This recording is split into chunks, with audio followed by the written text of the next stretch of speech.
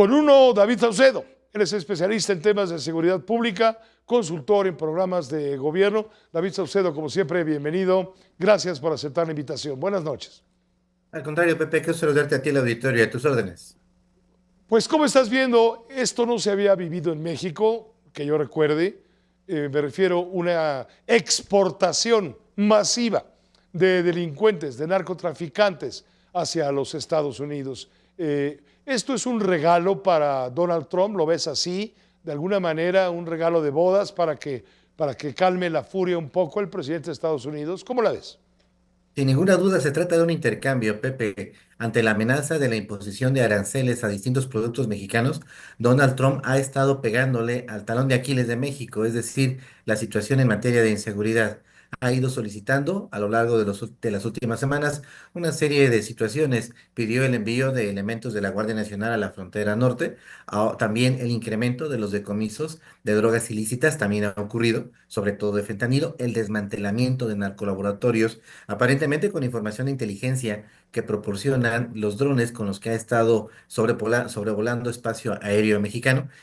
También la captura de narcotraficantes de alto perfil, nuevamente aparentemente con información de geolocalización que los norteamericanos están entregando a los cuerpos de élite en México, y con estos datos se está capturando a integrantes, sobre todo de la élite de los Chapitos. Y finalmente algo que estaba en el tintero, la extradición de narcotraficantes que desde hace tiempo la justicia de los Estados Unidos estaba solicitando por haber participado en el envío de drogas, el asesinato de agentes policiales, el caso más destacado, evidentemente el de Enrique Camarena Salazar. Esto en el entendido que los norteamericanos desconfían de nuestro sistema penitenciario, lo ven sumamente poroso, corrupto, con justa razón.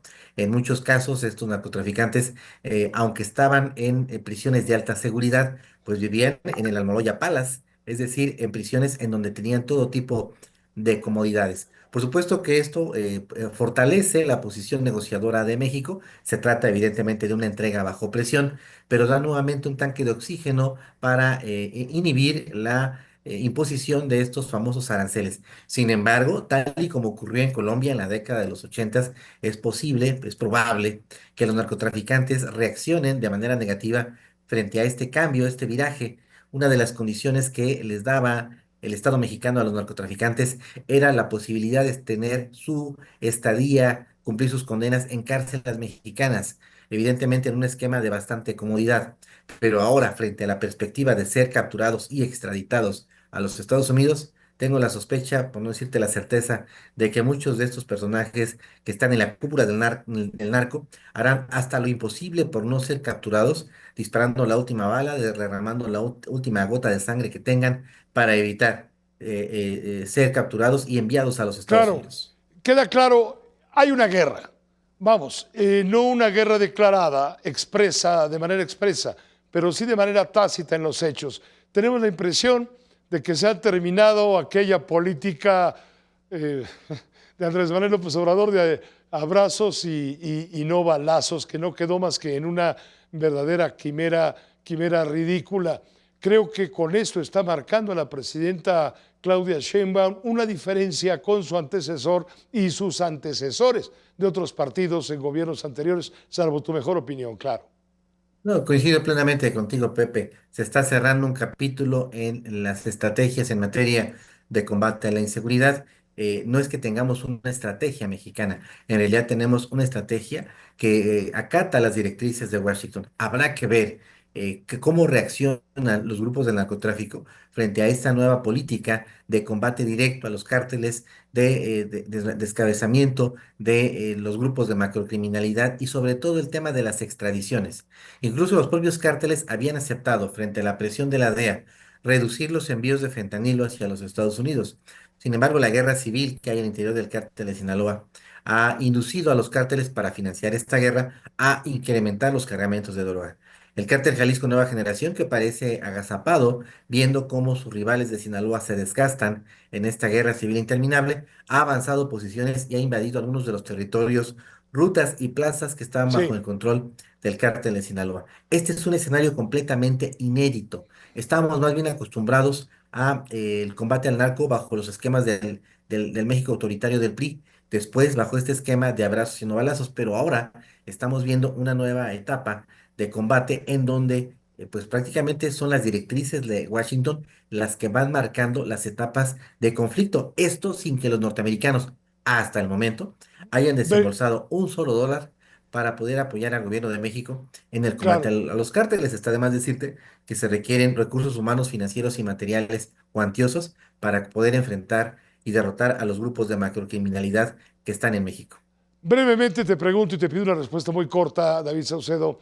¿Qué les espera a estos 29 que se fueron para Estados Unidos, obviamente extraditados? ¿Los van a tratar peor de cómo vivían en las cárceles mexicanas donde estaban, donde fueron extraídos? Así será. Muchos de ellos se van a adherir al programa de protección de testigos. Los Estados Unidos han logrado un cierto nivel de expertise para intercambiar información de rutas, personajes del gobierno que están ligados con los grupos de narcotráfico, de la élite empresarial, jefes policíacos, de la élite militar, de la élite política. Seguramente habrá algunos de ellos que mediante estos acuerdos logren salir en libertad. Habrá otros que seguramente como dijo ya la autoridad de los Estados Unidos, se va a solicitar la pena de muerte. Veo complicado que se les pueda aplicar la pena capital, justamente por la reacción que generaría en México entre los grupos del narcotráfico. Acatar las directrices de Washington quizás satisfaga evidentemente a Donald Trump, pero esto provoca en México una serie de conflictos como lo vimos con la captura y extradición del Mario Sí, Zambada. Y no me refiero a los problemas en medios y desgaste que ha tenido la presidenta Claudia Sheinbaum. Me refiero a la guerra civil que se generó al interior del cártel de Sinaloa, la captura y la extradición del hermano de El Mencho. Por supuesto que cambia la línea sucesoria al interior del cártel Jalisco Nueva Generación.